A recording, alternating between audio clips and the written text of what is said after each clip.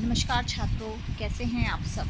आशा करती हूँ सभी स्वस्थ और सुरक्षित होंगे। तो छात्रों, आज की हिंदी कक्षा में हम व्यवहारिक व्याकरण के अंतर्गत उपसर्ग प्रत्यय का अध्ययन करेंगे। छात्रों, उपसर्ग प्रत्यय आप कक्षा 8वीं तक भी पढ़ चुके हैं। कक्षा 9वीं में भी आपका यह पाठ्यक्रम के अंतर्गत आता है। तो छात्रों, साधारण सी भाषा में व्याकरण की दृष्टि से शब्द प्रक्रिया में उपसर्ग एवं प्रत्यय का विशेष योगदान होता है। यानी व्याकरण की दृष्टि से अगर देखा जाए तो उपसर्ग और प्रत्यय बहुत ही महत्वपूर्ण होते हैं, क्योंकि उपसर्ग और प्रत्यय के द्वारा हम किसी भी शब्द का विशेष अर्थ बना सकते हैं, उसके अर्थ में परिवर्तन कर सकते हैं।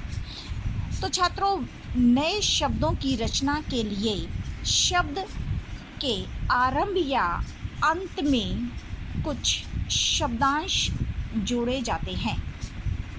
यानी कि जब हम कोई नया शब्द बनाते हैं तो उसके आरंभ या अंत में हम कुछ शब्दांश यानी शब्द का एक अंश जोड़ देते हैं, जो एक नए शब्द की रचना करता है। तो छात्रों, ध्यान से देखना, शब्दों के आरंभ में जोड़े जाने वाले शब्दांश को उपसर्ग यानी प्रीफिक्स तथा शब्दों के अंत में जोड़े जाने वाले शब्दांश को प्रत्यय यानी सफिक्स कहा जाता है। शब्दों के आरंभ में जुड़ने वाले उपसर्ग कहलाते हैं, शब्दों के अंत में जुड़ने वाले प्रत्यय कहलाते हैं। तो नए शब्दों की रचना के लिए मूल शब्दों के आरंभ में जिन शब्दांशों को जोड़ा जाता है उन्हें उपसर्ग कहते हैं।